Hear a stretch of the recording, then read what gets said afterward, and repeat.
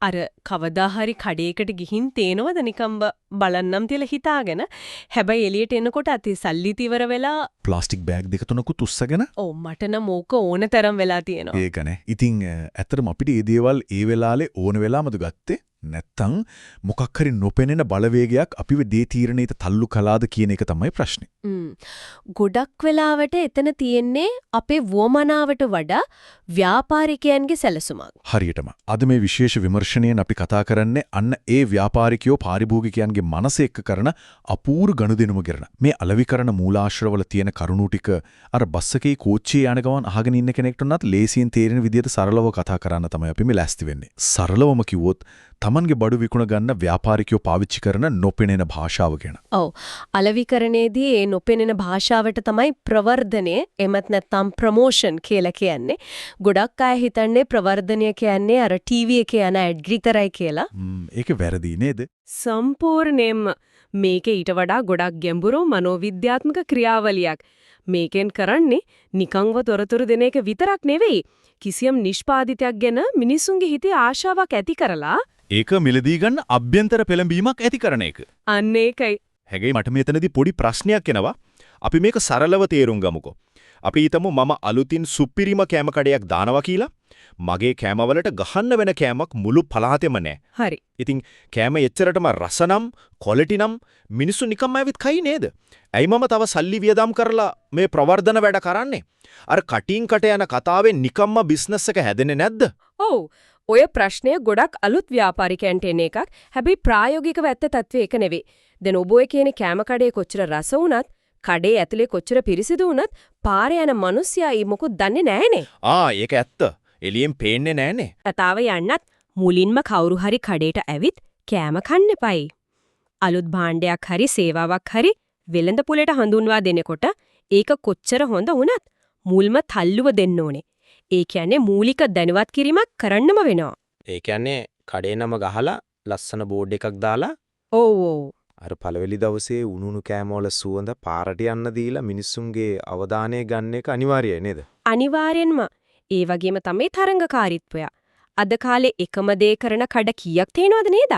අනිත් තරංගකාරී භාණ්ඩත් එක්ක සාර්ථකව හැප්පෙන්න නම් අපේ දේ ගැන නිතරම මිනිස්සුන්ට මතක් කරන්න වෙනවා. ඒක නම් සාතිකැත්ත. තව දෙයක් තමයි අලෙවිකරණයේ ප්‍රධාන කොටස් තියෙනවා භාණ්ඩය, මිල සහ ස්ථානීය කියලා.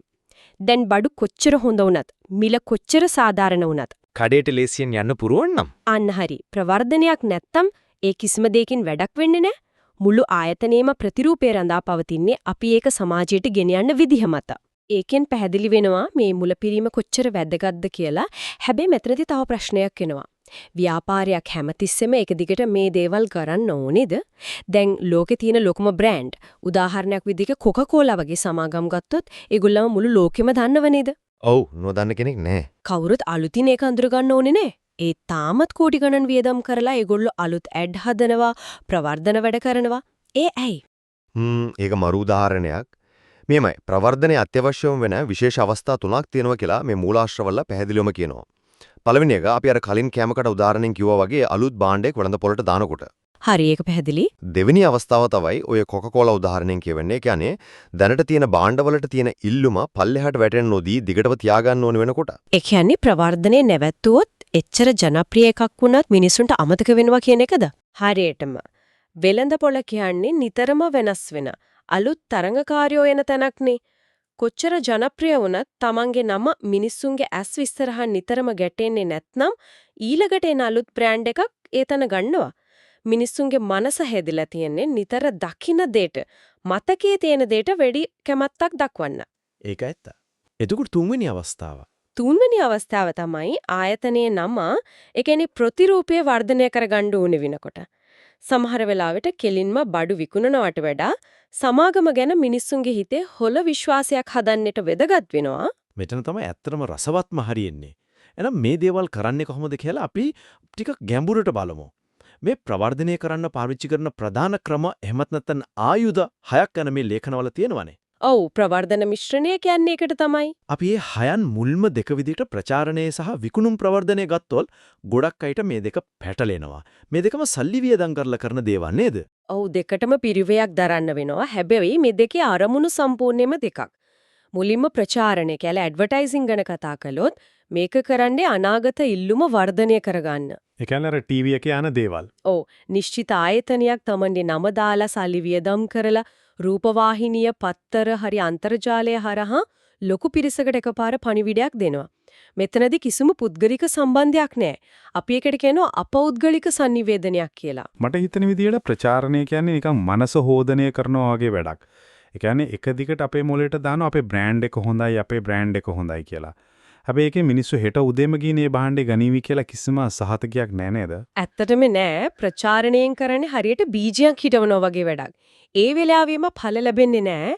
හැබැයි කාලයක් යද්දී අර පාරිභෝගිකයා කඩේට ගියාම ඒ බ්‍රෑන්ඩ් එක දැක්ක ගමන් අර යටි හිතේ තිබුණු මතකේ අවදි වෙනවා.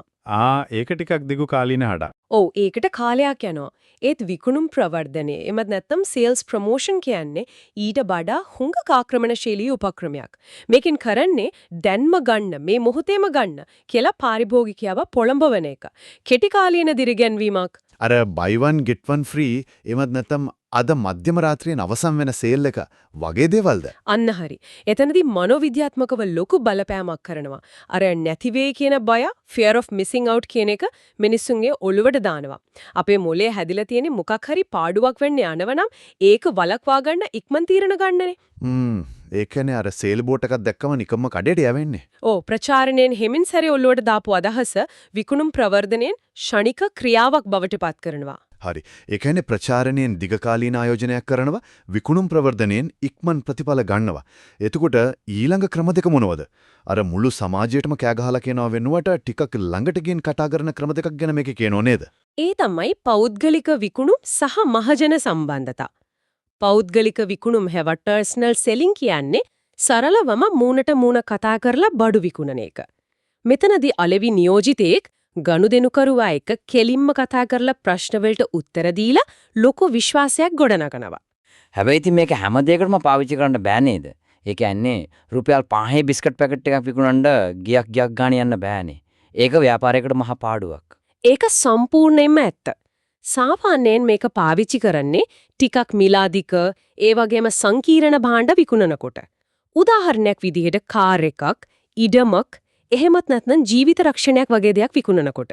පාරිභෝගිකයාට ප්‍රශ්න ගොඩක් තියෙනවනේ. ඕ සැකයිනේ සල්ලි දෙන්න කලින්. අන්න ඒකයි. ඒ වෙලාවට අර ටීවී ඇඩ් එකකින් විතරක් උත්තර දෙන්න බෑ. මූණට මූණ කතා කරලා විශ්වාසය හදන්නම වෙනවා. හරි. ඊළඟ එක තමයි මහජන සම්බන්ධතා එහෙමත් නැත්නම් PR. මට මේ ගැන තියෙන ටිකක් වෙනස්ම අදහසක්. මහජන සම්බන්ධතා කියන්නේ ඇත්තටම නිකන් සල්ලි වියදම් ලොකර පත්තරවලට හරි නිවුස් වලට හරි බොරු කතා දීලා ආයතනයේ නම ලුකු කරගන්න කරන මවාපෑමක් නෙවෙයිද? ඒකත් තවත් එක රැවටීමක් නේ කියලා කෙනෙක්ට හිතෙන්න පුරා. ගොඩක් අය එහෙම හිතනවා. සමහර විට එහෙම කරන අයත් ඇතේ. හැබැයි වෘත්තීය මට්ටමේ මහජන සම්බන්ධතා කියන්නේ ඊට වඩා ගොඩක් ගැඹුරු වගකීම් සහගත දෙයක්. මේකෙන් කරන්නේ ආයතනය ගැන සමාජයේ තියෙන ප්‍රතිරූපය ආරක්ෂා කරන එක. හිතන්නකෝ කම්පැනියක් ගැන මොකක් හරි නරක කතාවක් පැතිරෙනවා කියලා. ඔව් අර සමාජ මාධ්‍යවල එහෙම ඉක්මනට යන්නේ. අන්න එදකොල කොච්චර ඇඩ් දැම්මත් වැඩක් නැහැ. සමාජයක හරියට sannivedanaya කරලා සත්‍ය తත්වය පැහැදිලි කරන්න ඕනේ. අර හොඳ හිත පවත්වගෙන යන්න ඕනේ. ඒ කියන්නේ ආයතනයට ප්‍රශ්නයක් ආවම බේරගන්න තියෙන ආරක්ෂක පලිහක් වගේ. ඔව් ඒ වගේම ප්‍රායෝගිකව සමාජයට සේවය කරන එකත් මේකට අයිති. හිතන්න ආයතනයක් ලොකු මුදලක් වියදම් කරලා වෙරළ සුද්ධ කරන ව්‍යාපෘතියක් කරනවා කියලා. ඒකෙන් කෙලින්ම ඇලගේ බඩු විකිනෙන්නේ නෑනේ. නෑ. හැබැයි ප්‍රවෘත්තිවල ඒ ගැන ගියාම මිනිස්සුන්ගේ හිතේ ඒ ආයතනය ගැන ලොකු ගෞරවයක් ඇති වෙනවා. අපි පරිසර හිතාකාමී කියලා සල්ලි දීලා ඇඩ් එකක් දානවට වඩා මේ වගේ වැඩක් කරලා මිනිස්සුන්ගේ විශ්වාසය දිනා ගන්න එක ගොඩක් සාර්ථකයි. ඒක ඇත්ත. එතකොට මිනිස්සු බඩු ගන්නේ නිකම්ම අර භාණ්ඩයට තියෙන කැමැත්තට වඩා ඒ සමාගමට තියෙන ගෞරවය නිසා. හොඳයි. අපිට තව ක්‍රම දෙකක් ඉතුරු වෙලා තිනවා මේ ලයිස්තුවේ. ඒ තමයි සෘජු අලෙවිකරණය සහ ඉසව්හා අධ්‍යක්ීම් කියන දෙක. ඔව් සෘජු අලෙවිකරණය හෙවත් ඩිරෙක්ට් මාකටිං කියන්නේ අතරමැදියොන් නැතුව ඒ කියන්නේ කඩවල් ඒජන්තවරුන් නැතුව කෙලින්ම ඉලක්ක කරපු පාරිභෝගිකයාට කතා කරන එක. මේක ඊමේල් හරහා දුරකථන ඇමතුම හරහා එව නැත්තම් කෙටි පණිවිඩ හරහා වෙන්න පුළුවන්. මෙතන තියෙන විශේෂත්වය තමයි මුළු රටටම ඇඩ් දානවා වෙලුවට අපිට හරියටම ඕන කෙනාට විතරක් පණිවිඩය යවන්න පුළුවන්කම. අර අපිට නිතරම බැංකු වලින් කෝල් කරලා ක්‍රෙඩිට් කාඩ් එකක් ඕනේද ලෝන් එකක් ඕනේද කියලා අහන්නේ. අනේ ඒක තමයි මේ ඍජු අලෙවිකරණය කියන්නේ. නේද? හරියටම. සමහර වෙලාවට ඒක වදයක් වගේ හිතුණත් ව්‍යාපාරියකට එකෙන් කෙලින්ම පාරිභෝගිකයාව අල්ලගන්න පුළුවන්. හැබැයි මේ අවසාන එක ඉසව් සහ අත්දැකීම් කියන එක නම් ටිකක් වෙනස්ම දෙයක් නේද? මේකට වීදි නාට්‍ය වගේ දේවලුත් අයිති වෙනවා කිව්වම මට ඇත්තටම පුදුමත් හිතුණා. ඕ ඉවෙන්ට්ස් ඇන්ඩ් එක්ස්පීරියන්සස් කියන්නේ මිනිස්සුන්ව සක්‍රියව ක්‍රියාවලියට සම්බන්ධ කරගන්න එක. හිතන්න පාරායිනේ ලොකු බෝඩ් එකක් ගහලා තියෙනවා අලුත් බීම જાතියක් ගැන කියලා. මිනිස්සු ඒක දැක දැක යනවා විතරයි නේද? ඕ ගණන් ගන්නෙ නෑ. හැබැයි ඊට වඩා වෙනස් විදියකට ඒ බීම කම්පැනියෙන් පාරායිනේ පොඩි ස්ටේජ් එකක් ගහලා සින්දු දාලා පොඩි විනෝද ක්‍රීඩාවක් කරලා දිනන අයට ඒ බීමක නොමිලේ දෙනවා කියලා හිතන්න. එතකොට මිනිස්සු නිකම්ම බලාගෙන ඉන්නව වෙනුවට ඒකට ගිහින් සෙල්ලම් කරලා ඒ වටපිටාවේ තියෙන සතුටත් එක්ක අර බීමක බොනවා. හරියටම මනෝවිද්‍යාත්මකව බැලුවොත් අපේ මොළය හැදිලා තියෙන්නේ ඉන්ද්‍රියන් ගොඩක් පාවිච්චි වෙනකොට ඒ දේවල් තදින්ම මතක තියාගන්න. අර බෝඩ් එකක් දකිද්දි පාවිච්චි වෙන්නේ ඇස විතරයි. ඒක ඇත්ත. හැබැයි මේ වගේ ඉසව්වකදී ඇස, කන, රසය වගේම තමන්ගේ ක්‍රියාකාරීත්වය කියන හැමදේම එකතු වෙලා තියෙනවා. ඒ අත්දැකීම අපේ ස්නායු පද්ධතිය ගැඹුරටම කාවදිනවා. ඒක ලේසියෙන් මැකිලා යන්නේ නැහැ. ඒ කියන්නේ භාණ්ඩය නිකන්ම භාණ්ඩයක් වෙලෝ වෙනුවට මිනිස්සුන්ගේ ජීවිතේ අමතක නොවන අත්දැකීමක් බවට පත් කරනවා. මාරම සැලසුම් තමයි ව්‍යාපාරිකයෝ ගහන්නේ නේද? ඒකනේ කියන්නේ මේක මනෝවිද්‍යාව පාවිච්චි කරන ලොකු සෙල්ලමක්. හොඳයි අපි දැන් ගොඩක් ගැඹුරු කරුණු කතා කළා මේ විමර්ශනය පුරාවට. ඉතින් මේක බස් එකේ කෝච්චියේ යන ගමන් අහගෙන ඉන්න කෙනෙක්ට කොලයක ලියා ගන්න බැරි නිසා අපි මේ මුළු කතාවම විනාඩියකින් වගේ මතක් කරමුද? එකපාරටම ඔළුවට ගන්න පුළුවන් නේ. පැහැදිලිවම අද අපි කතා කරපු දේ ප්‍රධාන කරුණු තුනකට ගන්න පුළුවන්.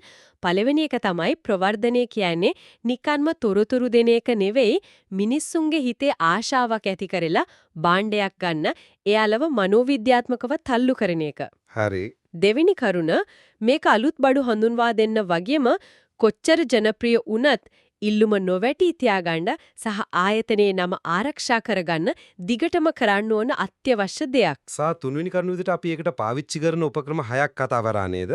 අනාගතත බීජ හිටවන ප්‍රචාරණය, ක්ෂණිකව බඩු විකුණ ගන්න දෙන විකුණුම් ප්‍රවර්ධනය, මූණට මූණ කතා කරන පෞද්ගලික විකුණුම්, සමාජය එක්ක හොඳ නම හදන මහජන සම්බන්ධතා, ඊළඟට අර කෙලින්ම ගනුදෙනු කරුවාට කතා කරන සෘජු අලෙවිකරණය සහ අමතක නොවන මතකයන් හදන ඉසාවහ අත්දැකීම්. හරියටම හරි. ඔය ටික තමයි මුළු කතාවෙම සාරාංශය. මේ ටික ඔළුලේ තියාගත්තා නම් ප්‍රොමෝෂන් කියන්නේ මොකද්ද කියලා හොඳටම පැහැදිලි. ඉතින් මේ හැම දෙයකින්ම පේන්නේ ව්‍යාපාරයක් සහ පාරිභෝගිකයෙක් අතර තියෙන සම්බන්ධය කොච්චර සියුම්ද කියන එකයි. මීළඟ වතාව කඩේකට ගිහින් මොනවා හරි දෙයක් ඉක්මනින් මිලදී ගන්න තීරණය කළාම පොඩ්ඩක් හිතලා බලන්න ඒ තීරණය ගන්න පෙළඹවුවි අපි අද කතා කරපු උපක්‍රම 6න් කොයි එකද කියලා. අනිවාර්යයෙන්ම ඒක හරිම රසවත් අත්දැකීමක් වේ. සමහර විට ඒක මාස ගාණක් තිස්සේ ටීවී එකේ දැකපු ප්‍රචාරණයක ප්‍රතිඵලයක් වෙන්න පුරුවන්. නැත්නම් අද විතරයි කියලා ගහලා තිබුණු බෝඩ් එකක් දැකලා ඇතිවෙච්ච බයට ගත්ත තීරණයක් වෙන්න පුරුවන්. එහෙවත් නැත්නම් කවදා හරි දවසක පාරායිනේ සහභාගී වෙච්ච විනෝද ක්‍රීඩාවකින් මොලේ ඇතුලේ ලියාපදිංචි වෙච්ච අත්දැකීමක් වෙන්නත් පුරුවන්. අපි නොදැනුවත්වම මේ නොපෙනෙන දැලේ අපි හැමෝම බැඳිලා ඉන්නේ කියන එක තමයි යථාර්ථය. ඉතින් අද මේ විශේෂ විමර්ශනයත් එක්ක රැඳිලා හිටියට ගොඩක් ස්තුතියි. තවත් මේ වගේම අපූර්ව මාතෘකාවකින් අපි ආයෙත් හමු වෙමු.